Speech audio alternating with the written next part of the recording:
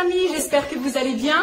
Alors aujourd'hui, j'ai décidé de partager avec vous une petite astuce. Pendant cette période de confinement, nous avons toutes, je dis toutes parce que ça s'adresse essentiellement aux femmes, donc nous avons toutes un ennemi public numéro 1.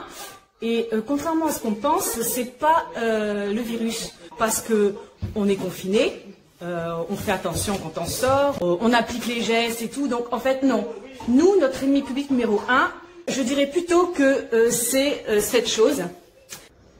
Voilà, ça c'est notre ennemi public numéro 1. Durant cette période de confinement, qu'est-ce qui se passe? Qu'on fait pas grand-chose à part la cuisine en fait, parce qu'avec nos enfants, qu'est-ce qu'on fait? On fait des gâteaux. Quand on a fait des gâteaux, on fait du pain. Quand on a fait du pain, on fait une tarte. Quand on a fait une tarte, on fait une quiche.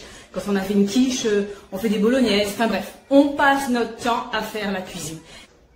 Donc j'ai trouvé comment ne pas prendre un gramme durant cette période de confinement. Et même, comment perdre du poids en continuant d'avoir la même alimentation, le même mode de vie. Donc en fait, c'est très simple. D'abord, tu te pèses. 83,4 kilos. Alors vous me direz, mais comment c'est possible? Elle n'a pas l'air de faire ce poids-là. Toute l'astuce, elle est là. Vous la voyez là? Ça, c'est mon astuce. Ma balance a affiché un poids de 83,4 kilos. Ce n'est évidemment pas mon poids, puisque moi, je pèse 60 kilos. Ouais. En fait, ce qu'il faut, c'est effectuer un tout petit calcul de rien du tout dans ta tête. Voilà, tu dis 83,4 kilos.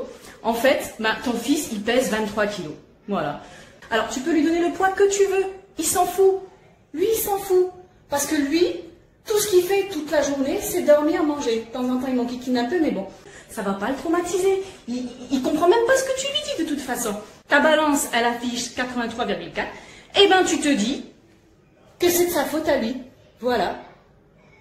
Alors ça marche évidemment quand on a des enfants. Je vous conseille un truc. Faites-le avec des enfants qui sont jeunes. Au-delà, ils risquent d'avoir la notion. Mon amour, il va falloir apprendre à manger moins de céréales le matin. D'accord?